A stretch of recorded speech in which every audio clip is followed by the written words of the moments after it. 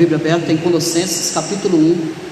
Eu quero compartilhar com vocês da palavra de Deus apenas esses 3 versículos. Eu quero ministrar a vocês o versículo 12, versículo 13 e o versículo 14. Por quê? Porque esse texto é de suma importância e eu não quero me atrever a correr com esse texto, porque ele é de suma importância para o nosso entendimento. Há fundamentos aqui extraordinários que o apóstolo Paulo vai tratar. Lembrando você que a semana passada nós falamos acerca da longanimidade e da perseverança. O apóstolo Paulo nos convida a ter um pouco mais de perseverança, a termos um pouco mais de paciência. O apóstolo Paulo nos convidou a buscar em Deus a habilidade da paciência, a habilidade da perseverança. O apóstolo Paulo nos convida então, nesta noite, depois da oração que ele faz, depois do pedido que ele faz, para que o povo gentil fossem fortalecidos com todo o poder, segundo a força da sua glória, em toda a perseverança e longanimidade, com alegria. Ele continua dizendo, o texto, dando graças ao Pai, versículo 12, dando graças ao Pai que vos fez idôneos à parte que vos cabe da herança dos santos na luz. Ele nos libertou do império das trevas e nos transportou para o reino do Filho do seu amor, no qual temos a redenção, a remissão dos pecados. Agora o apóstolo Paulo, ele passa a dar graças pelos benefícios que o cristão recebeu em Cristo Jesus. E aqui nós encontramos 2 ideias que o apóstolo Paulo compartilha conosco dentro desses 3 versículos. A primeira ideia que ele vai compartilhar conosco é que Deus deu a participação aos colossenses na herança dos santos em luz. E toda esta passagem ela tem uma correspondência muito estreita com outro, e em que o apóstolo Paulo vai falar adiante da Agripa, narrando-lhe a obra que Deus lhe havia encarregado. A tarefa se anuncia assim: para lhes abrires os olhos e os converteres das trevas para a luz e da potestade de Satanás para Deus, a fim de que recebam eles remissão de pecados e herança entre os quais, entre os que os gentios, e foi concedido que participassem da herança do povo escolhido de Deus.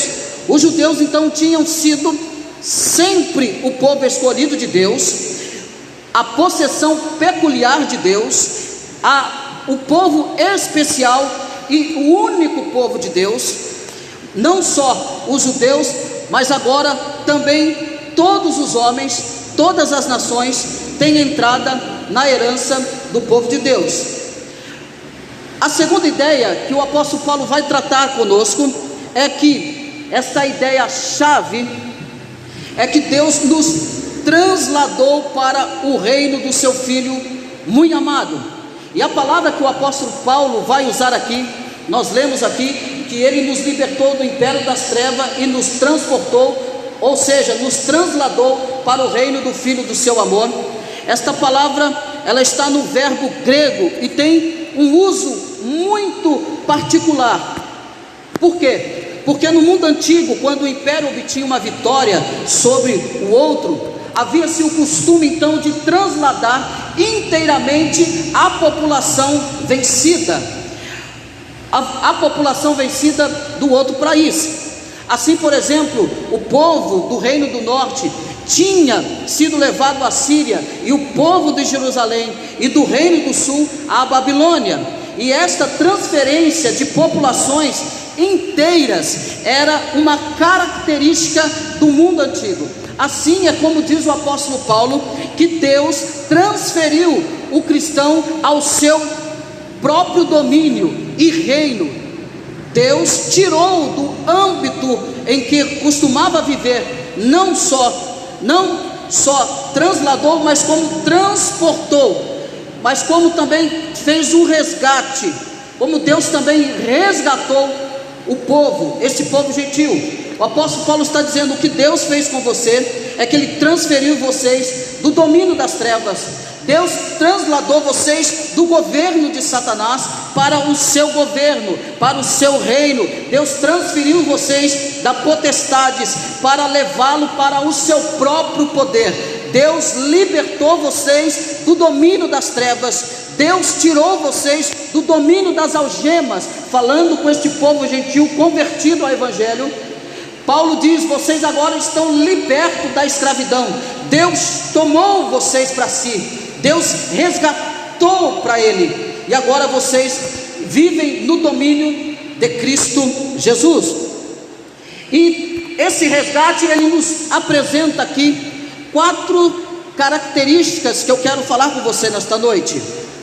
O primeiro é que esse translado das trevas à luz. Por quê? Nós fomos transladados das trevas para a luz, porque sem Deus os homens andam tateando, sem Deus os homens andam tropeçando como os que caminham em trevas. O povo gentil vivia tropeçando, tateando, como alguém que vivia em trevas. Jesus então, nesse translado das trevas à luz, ele dá então esta condição. Não sabem o que fazem. Jesus os translada para o domínio do seu poder, para o domínio do seu reino, porque também, assim como os gentios não sabiam o que faziam, não sabiam para onde andavam, assim também Cristo fez por nós.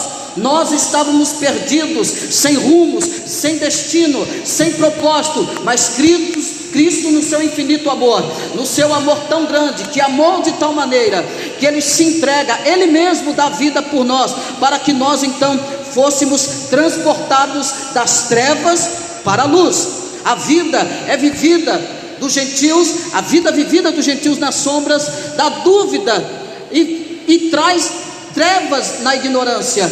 Nós vivíamos então, antes dessa luz chegar até nós, nós vivíamos em trevas, nós vivíamos na ignorância, nós não reconhecíamos Deus como o nosso Salvador.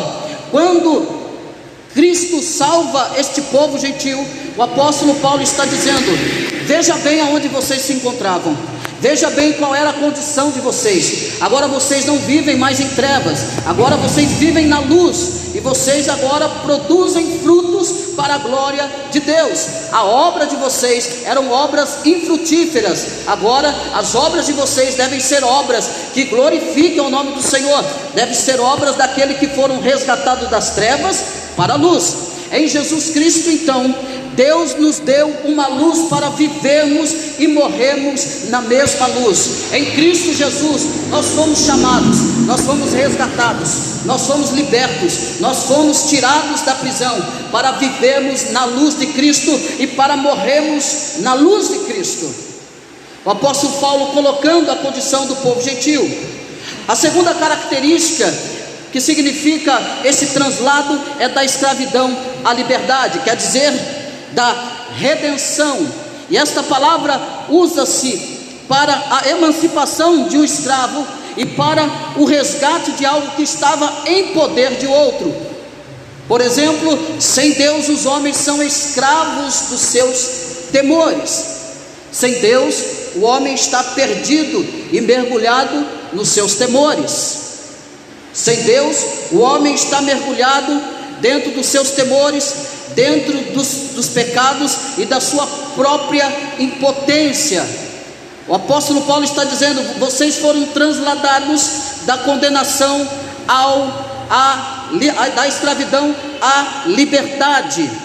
E esta palavra redenção, ela se usa-se para a emancipação de um escravo. Vocês estavam escravizados, vocês estavam aprisionados, vocês não tinham vontade própria.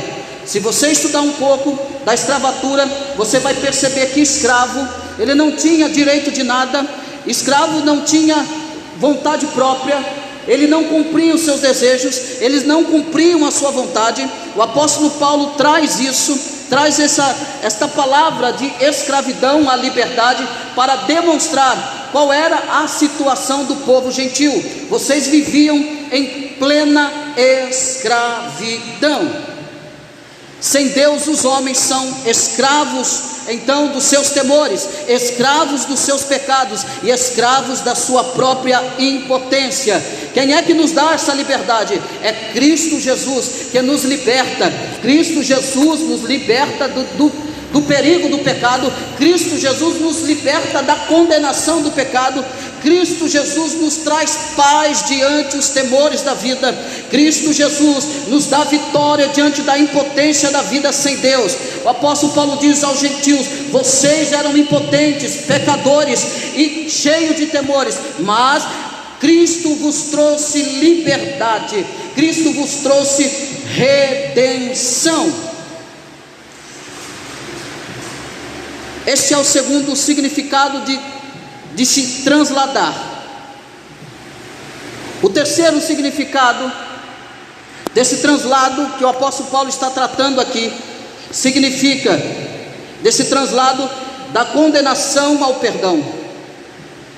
O homem em seu pecado, ele não merece outra coisa senão a condenação de Deus. Nenhum ser humano merece mais ou menos que isso sem Deus. O homem está condenado e destituído está da glória de Deus. Mas o significado que o apóstolo Paulo vai dizer, que transportou, que transladou, Paulo está dizendo: vocês foram tirados, vocês foram livres da condenação para o perdão. Porque sem o perdão de Deus, sem a obra vicária da redenção, seria impossível nós alcançarmos o perdão de Deus. Saiba você que nós fomos resgatados, fomos salvos, não é porque nós somos melhores, não é porque nós somos mais bonitinhos, não é porque você quis ir a Cristo, não, Ele vos escolheu. Não fosse vós que escolhesses, mas Cristo vos escolheu e vos nomeou para que vades e deis fruto, e que o vosso fruto permaneça. O apóstolo Paulo está dizendo para os gentios: vocês estavam condenados nas vossas obras mortas e pecaminosas. Como foi que Cristo te encontrou? Como foi que Cristo te achou?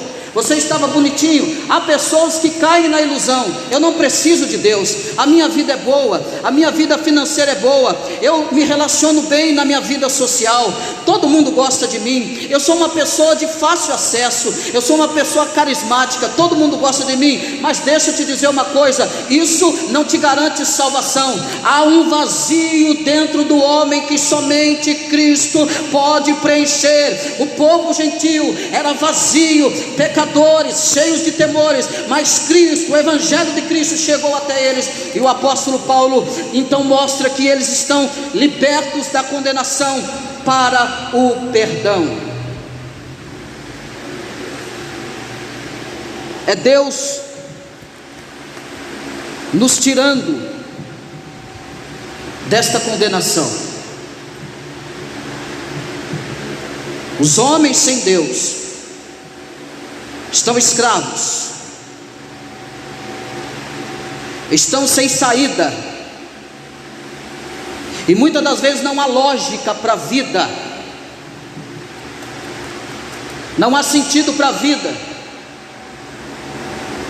até o ponto que Cristo chega, até o ponto que Cristo tira do reino das trevas e transporta para o reino da luz do seu amor. Então este homem passa a ter sentido na vida. Então este homem vai descobrir que o vazio que estava na vida dele era a falta da luz de Cristo Jesus. Cristo nos liberta da condenação. Isso deve estremecer o seu coração. Isso deve fazer você pensar que em você mesmo não há nenhum propósito, não há nenhum objetivo, não há nenhuma razão para que Cristo voltasse para você. O salmista aí dos Salmos vai dizer: quem é o homem para que dele se lembre? Um Senhor sendo tão grande, e o Senhor se inclina para ver os seus filhos aqui na terra. Isso deve estremecer o nosso coração e fazer com que nós sejamos mais devotos ainda a Cristo, porque Ele nos amou com um amor incondicional. Ei, deixa eu te dizer uma coisa para você: não há nada, não teve nada em mim e em você que chamou a atenção de Deus. Não, foi o amor incondicional. Ele nos amou de tal maneira que enviou o seu Filho unigênito, para que todo aquele que nele crê não pereça, mas que tenha a vida eterna. Ele nos amou primeiro. Ele nos liberta. Então o apóstolo Paulo nos liberta da condenação. Este homem, Cristo, descobre o amor de Deus e o seu perdão. Pela obra de Jesus Cristo, pela obra de Cristo Jesus, nós recebemos o perdão.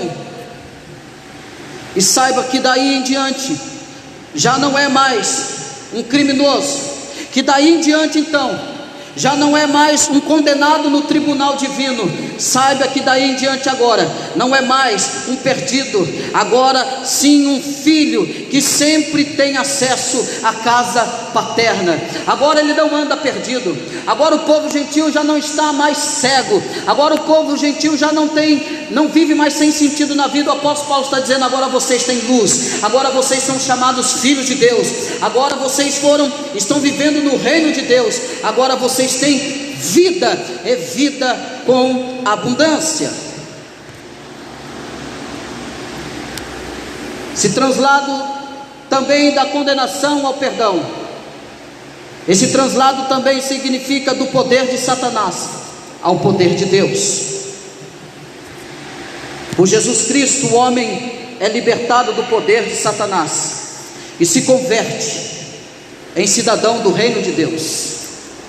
Assim como um conquistador terrestre translada os cidadãos do país, conquistando outro país e outro reino, assim também Deus, em seu amor misericordioso, em seu amor triunfante, translada os homens do reino do pecado e das trevas ao reino da santidade, da luz e do amor. Deus também, Ele nos translada para este infinito amor. Ele nos tira das algemas de Satanás, Ele nos tira do poder de Satanás. Ele nos converteu como cidadãos do reino de Deus. O sermão da montanha, Jesus vai mostrar as características dos cidadãos, dos filhos do reino. Bem-aventurados os misericordiosos, bem-aventurados aqueles que choram, bem-aventurados que têm sede e fome de justiça, bem-aventurado quando disserem todo mal contra vós, bem-aventurado é vocês. Jesus está demonstrando os benefícios dos filhos do reino de Deus. Jesus liberta então através do seu amor, liberta o pecador, liberta da condenação de Satanás para o poder do seu amor. Esse amor que não acarreta dores, esse amor que nos traz vida, esse amor que nos traz vida é vida com abundância, esse amor que nos dá sentido à vida, esse amor que é toda a razão da vida. Toda a razão da vida está sobre Cristo. Todo o propósito, toda a plenitude da vida está sobre Cristo. O apóstolo Paulo vai dizer: toda a razão da humanidade está sobre Cristo. E ele ora, e ele vai declarando, ele fala desta plenitude, deste trabalho, que somente pelo trabalho de Cristo Jesus, que Deus nos libertou do seu reino, do reino de Satanás, com todo o trabalho, e esse trabalho indo até a morte e morte de cruz.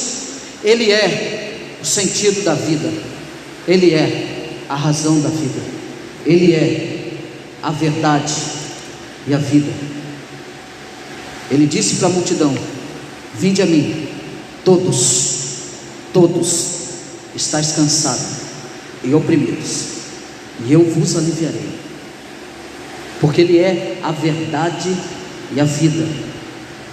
Ele é aquele que vai dominar todo o ser do ser humano.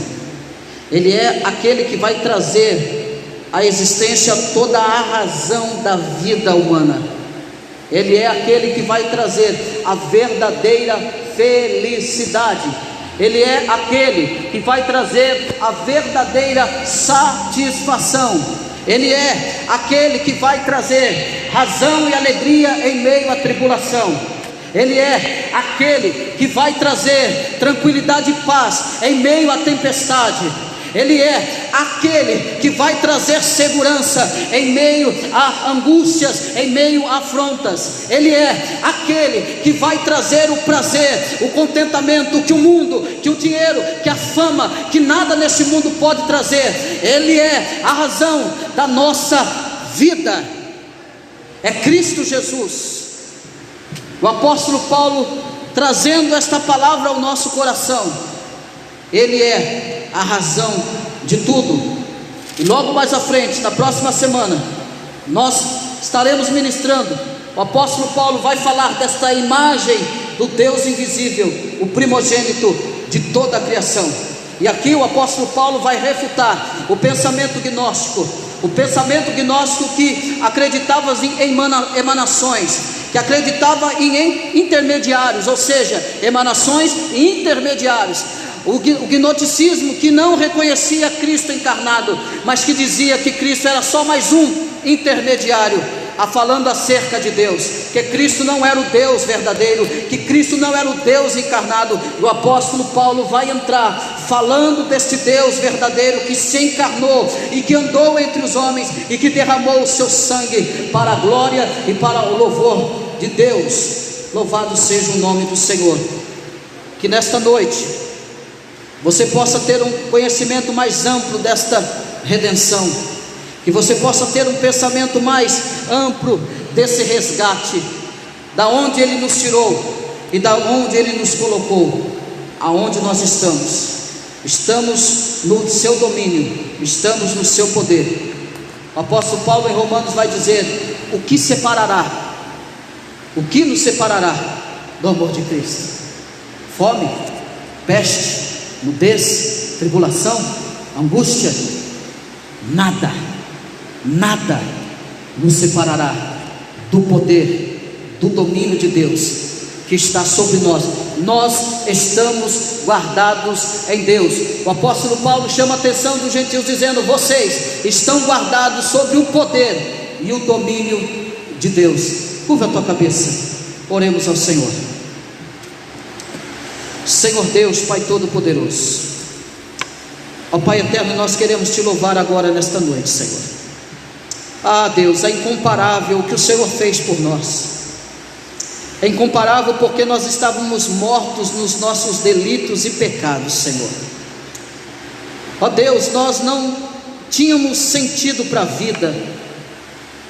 Nós vivíamos a vida um dia após o outro, sem sentido, sem propósito, sem razão. Ó Deus eterno, até poderíamos ter algum propósito, mas propósitos sem estar firmados e fundamentados, Senhor, na Tua vontade, sem a compreensão que deveríamos viver para a Tua glória, Pai. Ó Deus, diante desta palavra, Senhor, faça com que os nossos corações, faça com que a nossa mente, ó Deus, valorize ainda mais, ó Deus, da liberdade que o Senhor nos concedeu. O Senhor nos libertou da escravidão, o Senhor nos libertou do domínio das trevas, o Senhor nos libertou, Senhor, da condenação e da vergonha eterna. O Senhor nos libertou da escuridão. Nós vivíamos cambaleando, Senhor, como que estivessem embriagados, pisando em passos falsos.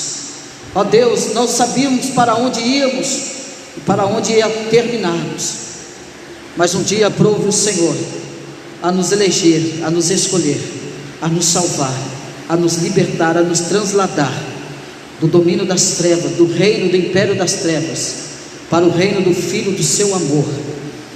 Ó Deus, e sabendo ainda que nada fizemos, Senhor, para alcançarmos tamanha graça, tamanha misericórdia, pois aqui estão os teus filhos, Senhor, resultado, ó Pai, da cruz derramada, do sangue derramado na cruz do Calvário.